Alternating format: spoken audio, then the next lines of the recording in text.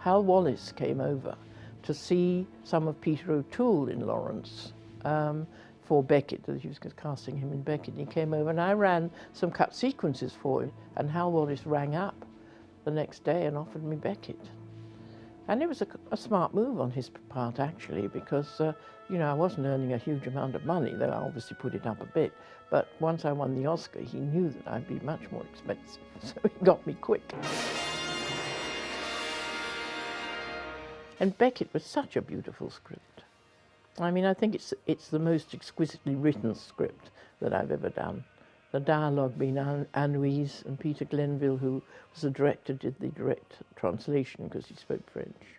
It was weird coming off a film like Laurence, where you were getting thousands of feet of dailies, you know, charging camels and battles and blowing up trains, and dialogue scenes which were excellent because Robert Bolt was a wonderful writer, to coming on to something like Becket, which was beautiful to look at and wonderfully created, wonderful sets and costumes, great dialogue, great scenes, but hardly any action at all.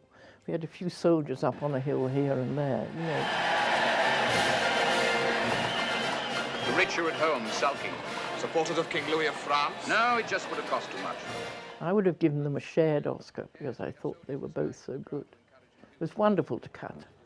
I mean, both the boys gave superb performances.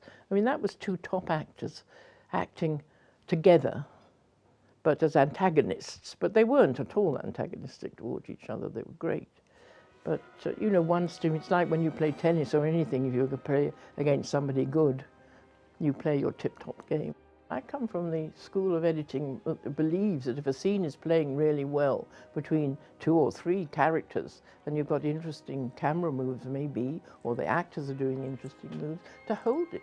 You don't need to cut in. People cut in now, quite unnecessary. So it's become the style, and so one does it.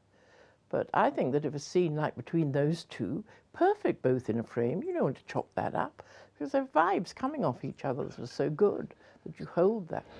Help me, Thomas. I'm frightened. When they go to France, Peter O'Toole's Henry II sent for his friend Becket. And when he arrives, he goes to see him, and there's this blanket there lying. And he pulls the blanket back to show this semi-naked French woman. Anyway, one day, just for fun, as a publicity stunt, actually, which they thought they would be able to use, they put Elizabeth Taylor, she was fairly well clothed, but you know, down to quite a few things underneath the blanket. And Richard Burton came in and Peter pulled back the blanket. And of course, Richard swore. I can't, I suppose, say what he said. And of course, it was unusable because he was totally taken by surprise. But they couldn't use it for publicity because of the language. So I, like an idiot, didn't keep that piece of film. I should have kept it. And of course, the funny scene was the one on the beach because the boys, who were well-known bon viveurs, didn't actually drink very much during shooting until they got to Northampton. When they got up there, due to circumstances, they did start drinking. And they used to party every night. Apparently, I didn't go up there. And so when they got on their horses, they were, how can I put it nicely, but they had had 1 or 2, or they were a little hungover, and they couldn't really control their horses. And so I don't know how I ever cut that scene, and I look at it now, and the horses look perfectly all right, but actually they were always facing the wrong direction. They were totally out of control. We had to reshoot a lot of it because they, you know, didn't match and nothing worked. And if you look, the clouds are pretty different some days to the others. And yet these 2 actors were such pros. They gave fabulous performances. Thomas, don't you ever marry? You took that matter out of my hands when you had me ordained. If we start on that, we're sure to quarrel. Talk about something else. And I did one of the things I really liked. Like we had a really, really long shot of them, and I managed to cut from the long shot to a big head. I loved doing that. I think that was really fun to do, because I didn't get too many of those really long shots, and I like to use them, because we shot most of it in the studios here, you know. You give the lions of England back to me. Like a little boy who doesn't want to play anymore. And it was beautifully shot. Peter Glenville. Didn't do a huge amount of coverage, and I think maybe looking back on it, we could have had a little more coverage occasionally, but it seemed to work really well because, as I say, he designed the shots. He never had people just standing about in the shots. They would always be moving around each other or something, you know.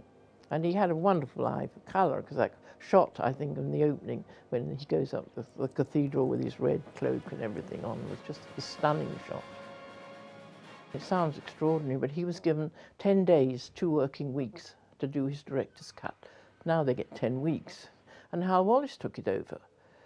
And I thought, oh my God, because I thought the cut that Peter and I had got was pretty good. And Hal did practically nothing. I think he took out about 3 or 4 lines, tightened it up here and there. But he did say something funny to me, actually, that I've always remembered. And that was, I was cutting up, he said, I am going to Canterbury. And I cut from him saying there's the king. I'm going to see, if Becket won't come to me, I'm going to see him, or something like that. And I cut directly to the doors opening and him coming in. Hal Wallis said, you can't do that, that's 50 miles away. I said, you know, just direct cut, Hal, you don't really need to see a dissolve. He thought we should dissolve there. And I never heard another word from him, so I saw he checked up with somebody and realised that we were doing direct cutting, because I'd done already on Laurence, you know. I think that if Hal Wallis, who I did several films and got on very well with, had spent just that little bit more money on Becket, it would have become an epic. If he just put a little action into it, you know, and enlarged it a little bit, it could have been a huge film. But as it was, I think it was a beautiful film, and I quote it as one of my very favourite movies. And one day, funnily enough, children were like 9 or 10 or something, and they started watching it on television, and I was going out. And I thought, I'll just watch a few minute or two. I watched the whole film, because I couldn't drag myself away.